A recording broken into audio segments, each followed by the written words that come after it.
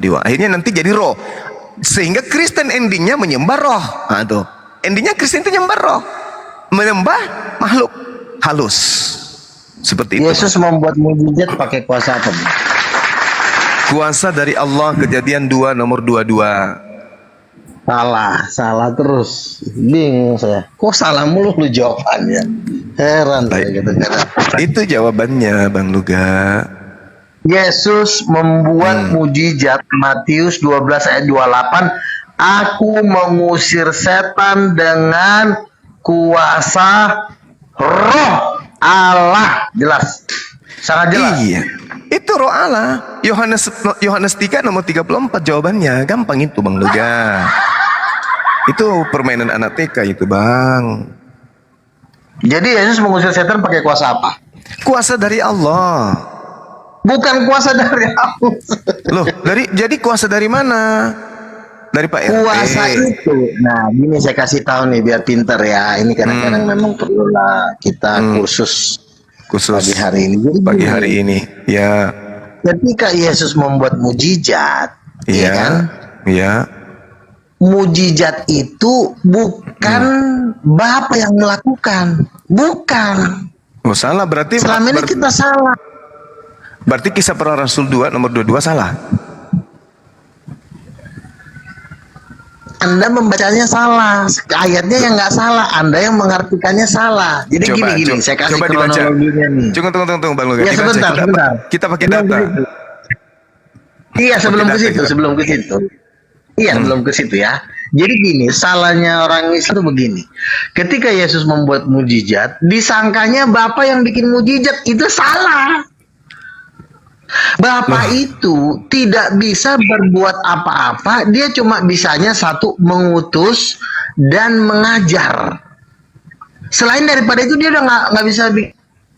Saya sih, makanya ketika Yesus membuat, larinya ke data aja. Kalau cuma asumsi, kita pakai data, Bang. Kejadian 2 ini saya akan kasih data. Iya kan Matius 12 ayat 28. Matius 12 ayat 28. Ketika Yesus membuat mujizat, Yesus mengatakan bahwa mujizat itu dilakukan oleh sosok yang namanya Roh Allah.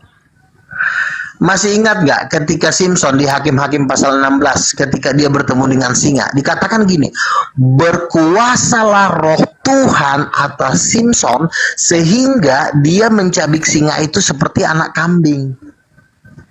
Jadi baik di dalam perjanjian lama, para nabi itu membuat mujizat itu dengan kuasa yang namanya Roh Allah. Ketika Yesus dibaptis, maka langit terbuka. Pakai data, Bang Luga. Loh itu kan Matius 12 ayat 28. Matius 12 ayat 28. Aku mengusir setan. Saya bacain ya. Kalau kayaknya belum kubaca, kayaknya belum percaya deh kalau ini data. Nih, saya bacain. Matius 12 ayat 28. Matius 12 ayat 28. Nah, ini nih. Tetapi jika aku mengusir setan dengan kuasa Roh Allah, maka sesungguhnya kerajaan Allah sudah datang kepadamu. Ini data, ini ayat. Jadi bukan Bapa yang melakukan pengusiran setan. Bapa tugasnya cuma mengutus Roh Allah ke bumi, tetapi yang membuat mukjizat itu adalah Roh Allah itu, bukan Bapaknya. Kronologinya harus jelas. Nah, siapakah Roh Allah ini? Roh Allah ini adalah nyawa dan roh dari Yesus. Berarti Yesus membuat mukjizat atas kehendak Bapa, tapi pakai kuasa sendiri. Memang Bapak yang nyuruh, tapi kuasanya kuasa sendiri. Berarti Yesus Tuhan. Oke. Murtad. Oke, saya bantah. Itu pemahaman Romawi Yunani itu, Bang. Saya bantah. Yohanes 3 nomor 34. Sebab siapa yang diutus oleh Allah, dialah yang menyampaikan firman Allah, karena Allah mengaruniakan rohnya dengan tidak terbatas kepada mereka. Kejadian 2, di Kisah Para Rasul 2 nomor 22, dengarkan Saudara Luga. Di situ diterangkan, hai orang-orang Israel, dengarlah perkataan ini. Yang aku maksudkan adalah Yesus dari Nazaret. Manusia yang ditentukan oleh Allah dan yang dinyatakan kepadamu dengan kekuatan-kekuatan dan mujizat-mujizat dan tanda-tanda yang dilakukan oleh Allah melalui perantaraan Yesus di tengah-tengah kamu. Seperti yang kamu tahu, yang melakukan itu adalah Allah. Makanya Yesus mengatakan dalam Yohanes 5, sabar, Yohanes 5 nomor 30, aku tidak dapat berbuat apa-apa dari diriku sendiri. Bahkan kesaksiannya di dalam Yohanes 5 nomor 36, apa kesaksian Yesus?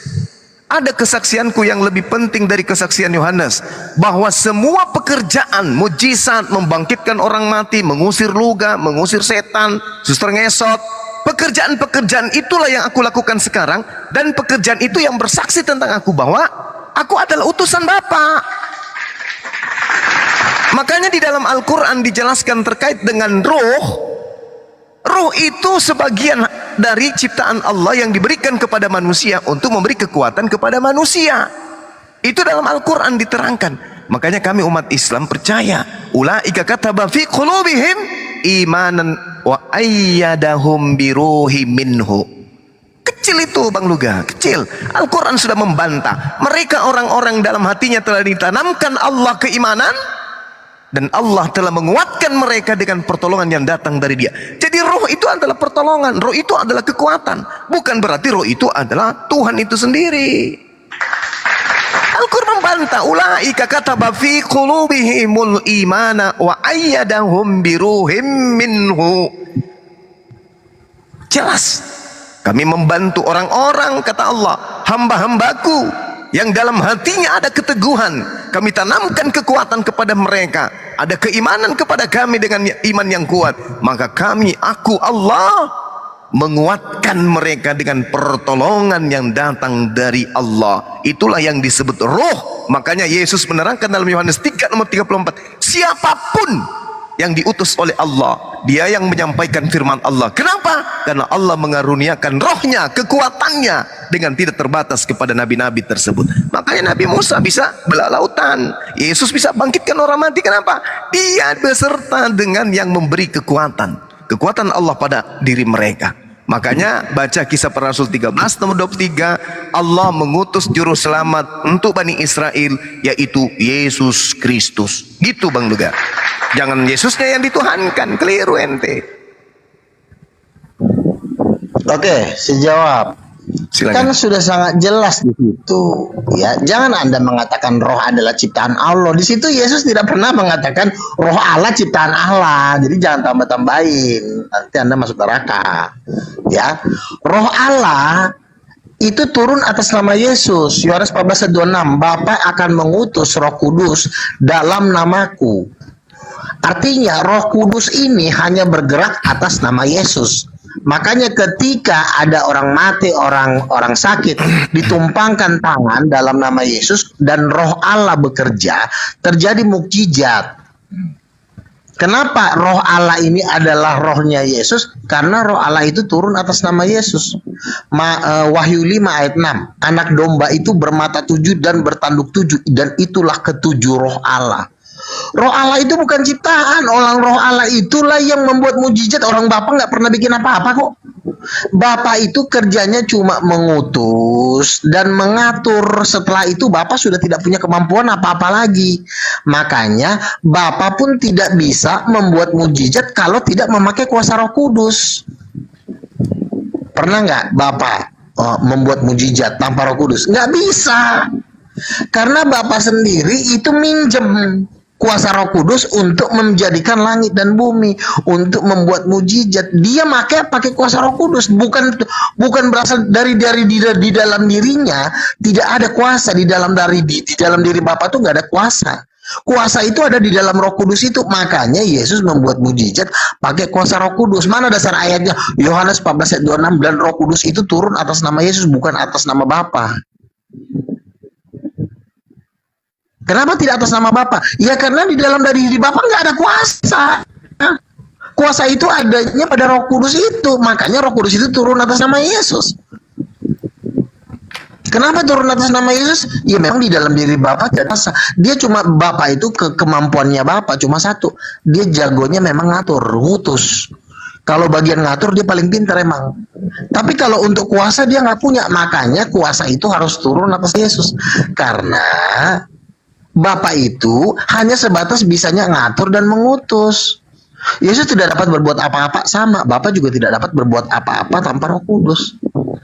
Dasar ayatnya mana? Loh, Roh Kudus saja turun atas nama Yesus. Makanya rasul-rasul itu mendoakan orang sakit itu atas nama Yesus, karena Roh Kudus bekerja atas nama Yesus. Jadi jelas Yesus itu Tuhan. Kalau kamu bilang Roh Kudus adalah ciptaan, nggak ada ayatnya. Nggak ada dalilnya Roh Kudus adalah ciptaan. Boleh. Silakan bantah. Saya kalau minta kasih dalilnya, Roh Kudus adalah ciptaan, kasih dalilnya dan ucapan itu. Oke. Saya juga nanti akan minta mana ayatnya Allah menciptakan air. Allah menciptakan angin. Anda tidak akan pernah menemukan itu. Iya. Angin itu diciptakan oleh Roh Kudus. Yang menjadikan dalilnya, angin itu Roh Kudus, bukan Bapa. Ada dalil? Ada. Nanti sesuatu yang mengusir setan aja Roh Allah kok, bukan Bapa kok. Nanti Anda sebutkan, nanti Anda tunjukkan habis ini. Saya jawab dulu habis ini. Saudara Luga tunjukkan angin, air diciptakan. Oke? Nah, sekarang izinkan saya berbicara dulu. Giliran saya. Sabar. Jadi gini, kenapa saudara Luga ini berbicara seperti ini? Karena Luga ini adalah penganut ajaran agama Roma. Inilah sebenarnya Kristen yang asli. Luga Tambunan, saudara kita yang ganteng ini, beliau ini adalah asli dari Kristen tanpa campuran semen. Dialah ini sebenarnya Kristen asli yang mempertahankan kemudian iman mula-mula orang Katolik. Dialah ini. Tapi kalau di hadapan Bang Luga ini hanya makhluk yang bermata satu. Kenapa saya katakan Luga hanyalah makhluk bermata satu? Karena Luga hanya melihat konteks Roma, tidak melihat ajaran para nabi. Kalau dikatakan tidak ada Tuhan mengutus Roh Kudus tanpa Yesus, itu bullshit. Pagan yang muncul dari kemudian Roma. Yes, saya kasih bukti. Nabi Daud, Mazmur 51 nomor 11. Janganlah membuang aku dari hadapanmu, dan janganlah mengambil Roh Kudus daripadaku. Apakah Yesus pernah datang menghembuskan Roh Kudus kepada Daud? Bullshit. Yesaya 63 nomor 10. Tetapi mereka memberontak dan mendukakan Roh Kudusnya, maka ia merubah menjadi musuh mereka, dan ia sendiri berperang melawan mereka. Apakah Yesus datang menghembuskan Roh Kudus kepada mereka? Bullshit. Yesaya 63 nomor 11. Lihatlah, teringatlah kalian kepada zaman dahulu kala, zaman Musa hambanya itu.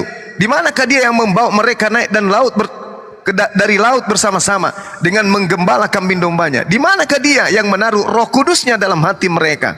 Bullshit. Yesus belum ada. Lalu kemudian dikatakan dalam banyak data-data di dalam Bible itu sendiri bahwa Tuhan menghembuskan Roh Kudus dan seterusnya.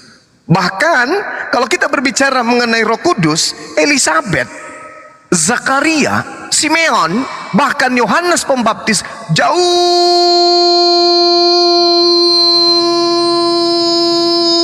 lebih dulu mendapatkan Roh Kudus daripada Yesus.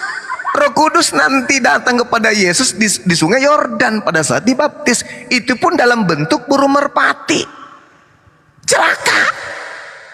Celakalah orang yang menuhankan Roh Kudus, celaka. Apalagi dengan mengatakan tak ada Tuhan, tidak bisa melakukan apa-apa tanpa Yesus. Roh Kudus. Ini ilmunya bermata satu, karena tidak belajar. Yang ada hanya doktrin dogma. Inilah susahnya kalau orang tidak mau menerima kebenaran dengan logika.